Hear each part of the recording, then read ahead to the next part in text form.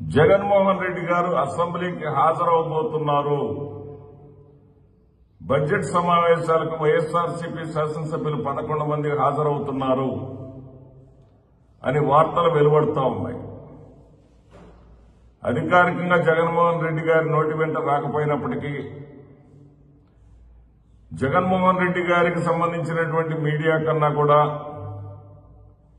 మిగతా మీడియా సంస్థలన్నీ కూడా దాని మీద నిర్ణయం తీసేసుకున్నారు. జగన్మోహన్ రెడ్డి గారు అసెంబ్లీకి వచ్చేస్తున్నారు అని చెప్పేసి వార్తలు రాస్తా ఉన్నాయి.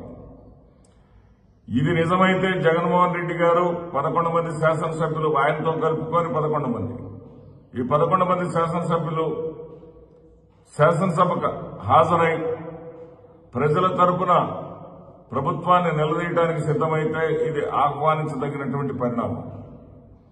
ఇప్పటి వరకైతే జగన్మోహన్ రెడ్డి గారు ఎంచుకున్నటువంటి విధానం ఏదైతే ఉందో ప్రజల తరపున నేను పోరాడటానికి మాట్లాడటానికి అనేకమైన డయాస్లున్నాయి.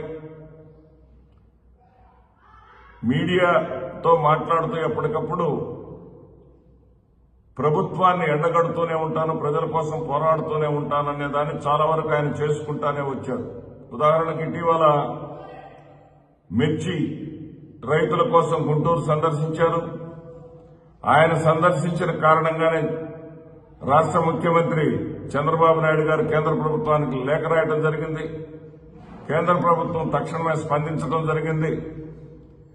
అంటే ప్రతిపక్ష నాయకుడిగా ఆయన బాధ్యత ఆయన నిర్వహిస్తూనే ఉన్నారు. అయినప్పటికీ కూడా కువ్య విమర్శల్ని ఎందుకు తాను తట్టుకోవాలనుకున్నారేమో, ఎందుకు అవకాశం ఇవ్వాలనుకున్నారేమో, అసెంబ్లీకి హాజరవటమే మంచిదే అని చెప్పేసి నిర్ణయం తీసుకున్నారేమో. నిజంగా నిర్ణయం తీసుకున్నట్టే మనం స్వాగతించాలి. ఇక్కడ విచిత్రం ఏంటంటే పచ్చ మీడియా ఒక ట్రోల్ చేస్తా ఉంది నిన్నటి నుంచి. ఇప్పటిదాకా అసెంబ్లీకి భయపడి రావటం లేదు. అంటే భయపడి రావట్లేదంటే ఆంధ్రప్రదేశ్ రాష్ట్రంలో అమల్లో ఉంది అంబేద్కర్ రాజ్యాంగం కదా.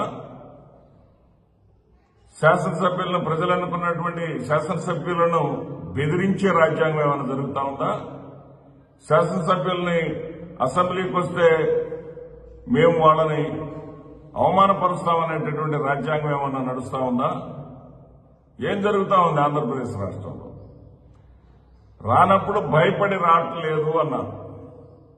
విచిత్రం ఏంటంటే ఇప్పుడు వస్తానని ప్రకటన చేసిన తర్వాత కూడా అదే టీవీ సంస్థలు, అదే ప్రచార సాధనాలు, అవే జగన్మోహన్ రెడ్డి గారి వార్తలు లేకుండా ఒక్కరోజు కూడా మీడియాని నడపడం చేతగానటువంటి చచ్చు దద్దమ్మలు. వాళ్ళు చెబుతుంది ఏంటంటే ఇప్పుడు కూడా భయపడి వస్తున్నాడంట. రఘురామకృష్ణరాజు గారికి భయపడి వస్తున్నాడంట. ఇక్కడ స్ఫూర్తిగా రాయొచ్చు. రఘురామకృష్ణరాజు గారు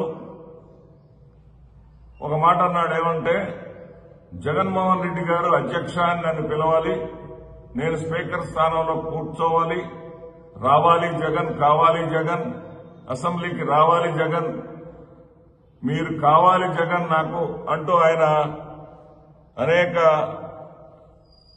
విమర్శలు చేశారు. జగన్మోహన్ రెడ్డి గారిని రెచ్చగొట్టారు. సరే, ఆ రకంగా రఘురామకృష్ణరాజు గారికి ప్రతి సవాలుగా ఓకే నువ్వేం చేస్తావో చేసుకోని నేను వస్తున్నానని చెప్పేసి స్ఫూర్తిగా రాస్తే అర్థం ఉంది. కానీ రఘురామకృష్ణరాజు గారికి భయపడి వస్తున్నాడంట. ఆయన ఏదో కుంభమేళా స్నానాలు చేసేటప్పుడు బీటెక్ రవితో కలిసి వీళ్ళెళ్ళింది పూజలు పురస్కారాలు, ఏది వాళ్ల కుటుంబానికి సంబంధించినటువంటి సమస్యలను దేవుడికి చెప్పుకోవడానికి కాదు వీళ్ళు వెళ్ళింది కుంభమేళా స్నానానికి, పవిత్ర స్నానానికి. అక్కడ కూడా జగన్మోహన్ రెడ్డి గారు అక్కడ కూడా పులివెందులకు ఉప ఎన్నిక రావాలని చెప్పేసి దండం పెట్టుకున్నారంట. అది వీడియో వైరల్ అయింది. అంటే ఇప్పుడు వీళ్ళు అనేది ఏంటంటే 60 రోజుల నిబంధన ఒకటి ఉంది. ఇక్కడ షెడ్యూల్ 190 ప్రకారం, క్లాస్ 4 ప్రకారం 60 రోజులు వరుసగా శాసనసభకు రాకపోతే అతని శాసనసభ సభ్యత్వం రద్దయిపోతుంది. కాబట్టి అతను 60 రోజులు వరుసగా శాసనసభకు రాకుండా ఉండాలని వీళ్ళు పూజలు చేసినట్ట